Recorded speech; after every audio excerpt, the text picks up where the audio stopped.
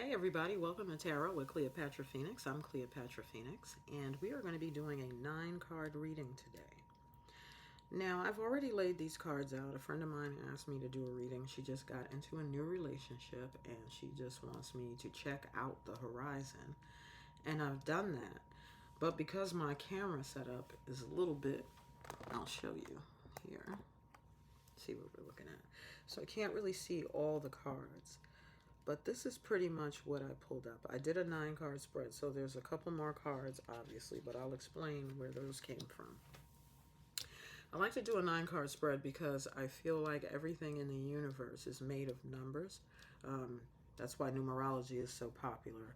The numbers are the building blocks of the universe, so to speak. And most things, most events, most situations take place in a sequence of different sections that come together to make up a whole story.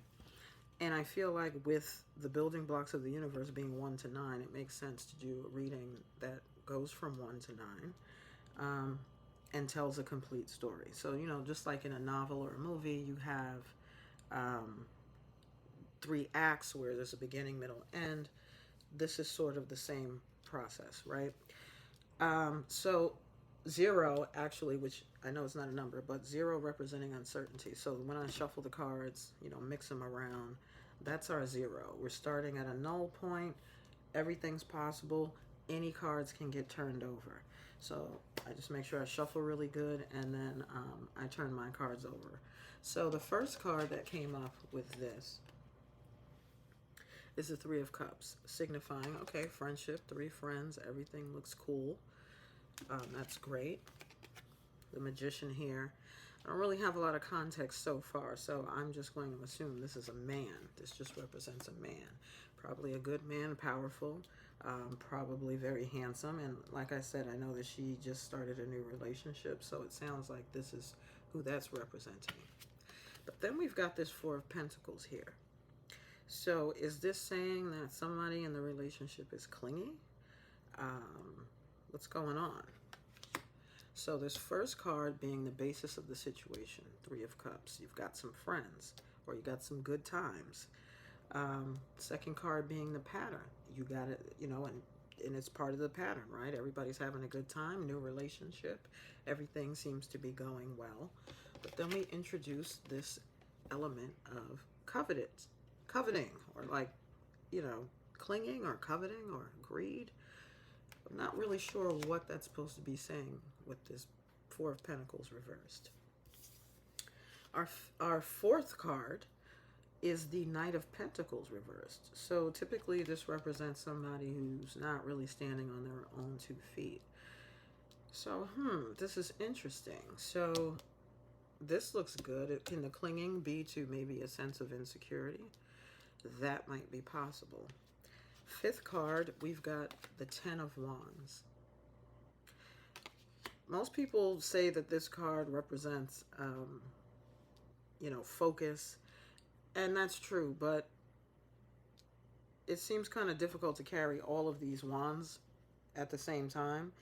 So I'm getting a sense of a little bit of tunnel vision or like workaholicism going on. How that pertains to the relationship, we're still trying to figure that out.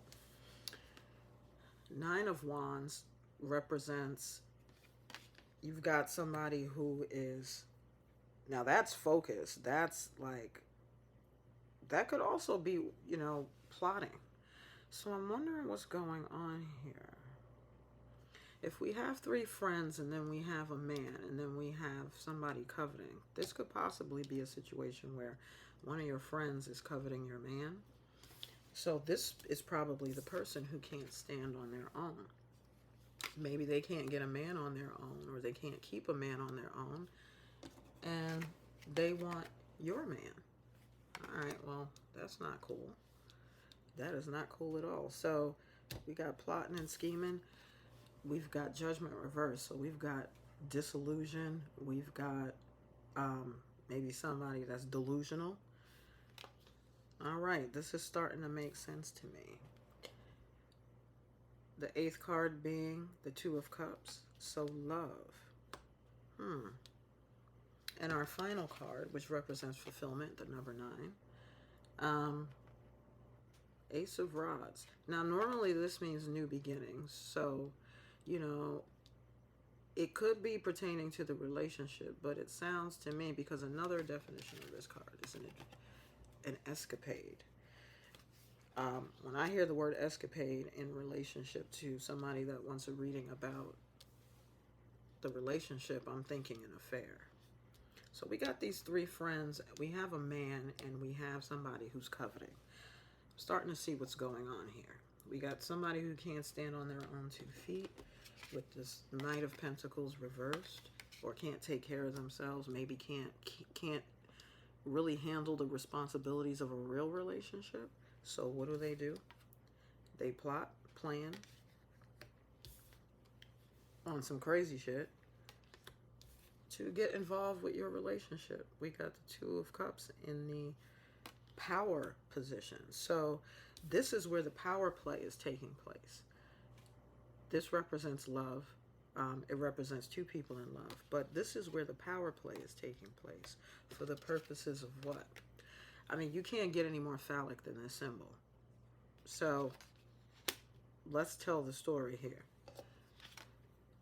We have friends. We have a man, and I would say a strong man, probably talented, charming, handsome. I mean, he's upright, right? So this is good. But then we've got covetousness. Coveting. Why can't I say that word? Covetousness. Covetousness. We got covetousness going on. Somebody is envious and wants what you have, period. And they can't get it on their own, so they want yours. And that's usually what happens with people, you know, when they want to, you know, ruin your relationship and take your relationship. They're probably not really even interested in the relationship. They just like plotting and planning. They're out of their minds, okay, because no real friend or nobody with character would even do something like that. And they want what you have. They want what you have. They're smiling in your face, plotting on how to get what you have. And what do you have?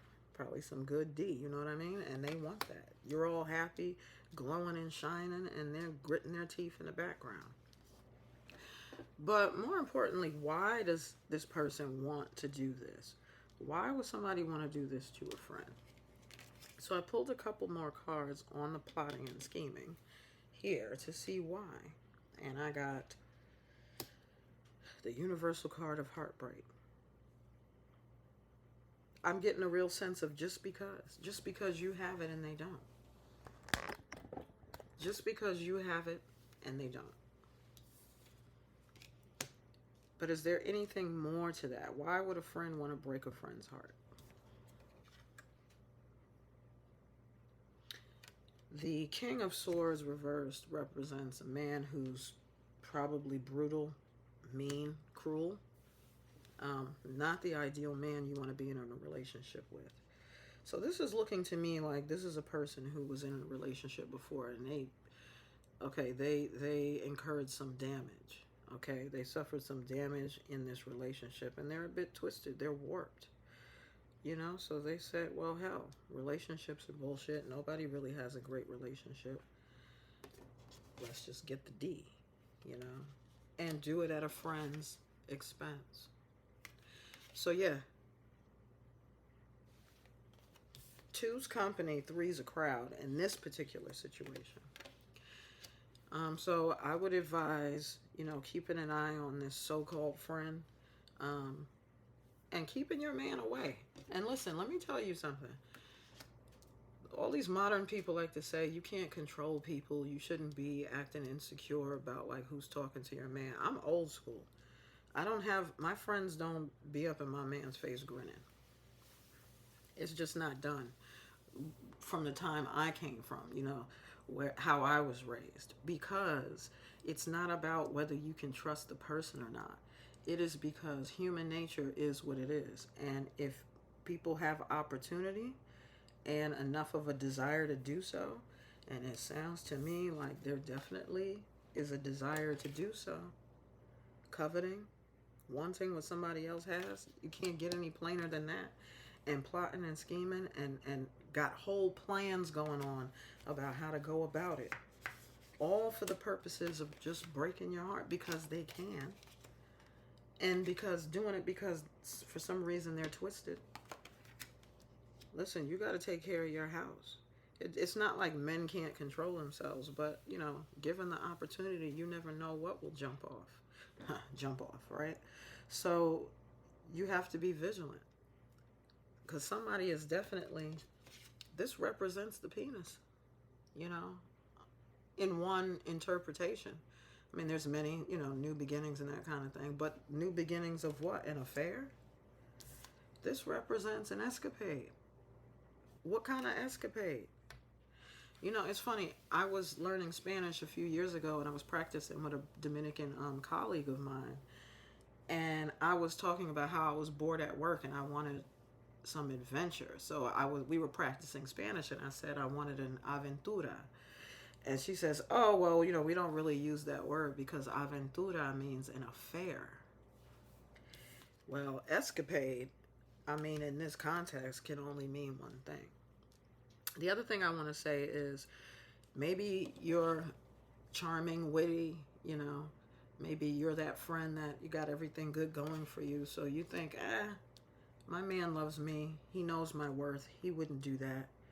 Listen, when I was in high school, me and my friends used to have this saying because a couple of them got cheated on. And if you would have seen the people that they got cheated on by, like, these women look like, you know what I mean? Like, there really wasn't any comparison. And that's when we realized, you know, early on, vagina has no face. It has no face. This is what they're thinking with when they're doing that. Okay, so like, it's not about looks. You see celebrities, rich women all the time get cheated on, and when you see the person that the man is cheating with, they look crazy. And you say, why? Because it's not about looks. And where there's a will, and there's a will here, there's a way, right? So even if the man's not interested, even if it doesn't work out, you just don't want to risk that whole debacle getting started in the first place. So be vigilant. Look at all your friends. See who wants to always be around. See which one is grinning in your man's face. And take steps to start mitigating that before it turns into something that nobody wants. Except for this person.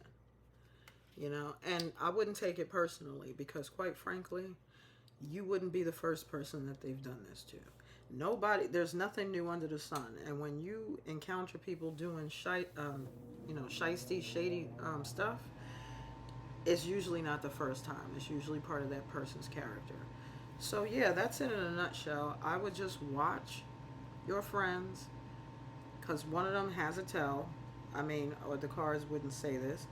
And you could pick up on it if you are, you know, duly forewarned. So that's what I have for you today. Your friend wants your man. You gotta shore up your household. Okay? All right, well, that's it for this reading today. I'm Cleopatra Phoenix, and this has been Tarot with Cleopatra Phoenix, and I'll see you next time.